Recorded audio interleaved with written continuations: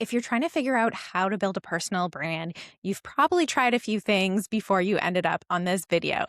Hey, I'm Emily. I'm a brand strategist and designer at Unbuttoned Brands, a bold brand studio that helps you look as good as the impact you're making. At this point, you've probably watched a course or two, downloaded a few dozen freebies, and are still struggling to figure out how to create a brand that converts. Your messaging isn't working, your visuals seem inconsistent, and every time you go to share your website link, you're probably cringing. And that's because the person that you're trying to show up as isn't matching who you are on the inside. The problem isn't that you aren't working hard enough. The problem is that you're showing up as someone that you're not. Let's figure out what building a personal brand actually even means. Building a personal brand is about identifying what makes you different and translating that into something visible and consistent and memorable. It's not about copying what someone else is doing. It's not about performing a character. It's really about uncovering what makes you different so that you can get seen and chosen. But you can't build a personal brand until you know what that brand is actually built on. It's not just about your logo. It's not just about your color palettes or your fonts, your visual identity. Your branding is built on so much more than that. I think the reason that entrepreneurs struggle with personal branding most is because they are so close to their work. You are so dynamic. You're so complex. And that's not actually what personal branding is about. It's not actually boxing yourself in to being one thing, but it is about building consistency and repetition. I think that's why most brand templates struggle to hold the nuance of who you are as a person. A great brand strategy is able to take all the pieces of who you are and create a professional identity that is still very representative of who you are as a person. Most people think they need a prettier logo or a better color palette to be visible. What they actually need is clarity on who they are, what makes them different, and how to communicate in a way that lands with the right people.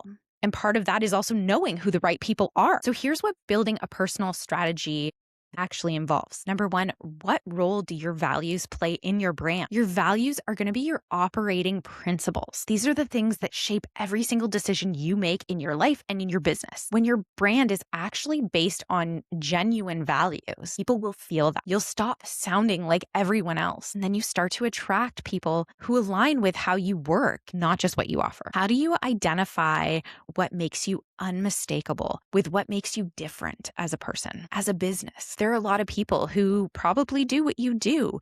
So what makes you the one? This isn't about manufacturing a story. It's about framing what's actually true to be able to communicate clearly and concisely what you do, what you offer, who you are, why you do what you do. It's made up of your background, your approach, your perspective, and these become your differentiators, and they act as a beacon for people who want to work with someone like you. How well do you know your ideal client? Generic messaging attracts the wrong people. It produces low conversion rates. It brings in the wrong people who are going to haggle you on price, people who don't fully commit, and people who drain your energy. When you build your personal brand around one type of person, someone whose inner experience you really understand very deeply, your messaging becomes so magnetic because you're not trying to appeal to everyone. You're specifically speaking to the right person who is going to understand exactly what you're saying and immediately know that you are the one for them. Why does brand voice matter more than tone? Because it's an expression of your personality. It's the way you speak,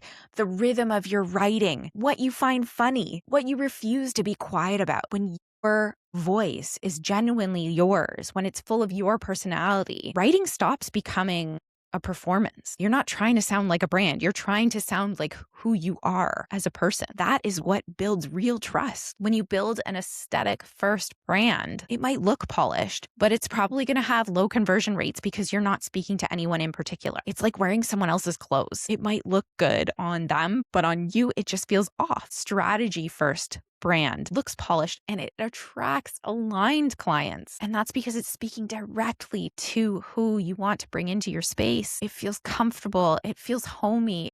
It is showing up exactly like yourself. And that's because it's rooted in a strong brand foundation. Pretty without strategy doesn't convert. It just looks nice while you stay stuck. And that's not a knock against anyone who's done this. We all have been there. It's part of the entrepreneurial journey. If you fix the foundation first, everything else follows. There's a specific version of struggle when you're building a personal brand that I want to speak about. And that is when you are pivoting as a business. At this point, you've outgrown your business, your old brand, you've changed, and you've stepped into a new level of work, a new offer, a new direction, a new way of thinking about what you do. When you're operating at the level you're at now, but you're represented by a brand that represented you years ago, that gap will start showing up everywhere in your business. It'll affect the clients you want to attract, the rates you want to charge, and the way you feel every time you introduce yourself or your online presence. One of my favorite branding clients ever was Laura O'Connor, and she is a marketing consultant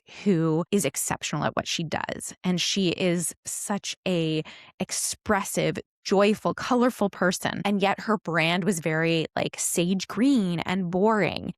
And her identity did not match her brand at all. So when we did her branding, we designed a strategy and a visual identity that looks as fun and professional and purposeful as who she is in real life. We closed the pivot gap. Building a personal brand in a season of transition means being willing to let the old version of yourself go. It served its purpose, and it can even feel a little bit scary, but creating something that fits where you're at now and where you're going is going to feel so much better. What results can you expect from a strategy-led rebrand? You're going to get better fit inquiries. You're going to have more confidence when you show up online. You're going to get faster and easier conversions, and there's going to be an increase in your perceived value as a business owner. Research from McKinsey says that companies with a strong brand identity outperform competitors by over 20% in revenue growth. For service providers, this gap can be so much bigger because you essentially are the product and your brand is your first impression of your experience. So here's what I want you to hear. You don't need to be more polished or more professional before you deserve a brand that reflects who you actually are. You don't have to fit into a template. You don't have to use the same 3 fonts that everyone else is using. You don't have to make yourself more digestible. Your too much is not a liability. It's the thing that actually makes you irreplaceable, because being yourself